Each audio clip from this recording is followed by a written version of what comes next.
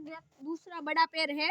इस पेड़ के नीचे हम दोपहर को धूप लगती है तो तब हम खटिया डाल के सो जाते हैं और हमारा सब लोग का वीडियो का काम हम यहीं पर ही करते हैं। यहाँ पर पक्षियों के पानी पीने के लिए गमला है और ये पंछियों के खाने के लिए भी है और यहाँ पर बहुत बड़ा छाया रहता है और हम यहीं धूप में यहीं बैठते हैं।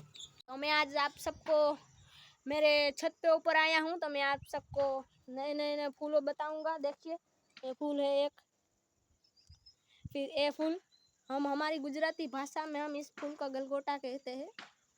तो मेरे छत पे ऊपर बहुत सारे फूल है और दूसरे फूल यहाँ पर भी है।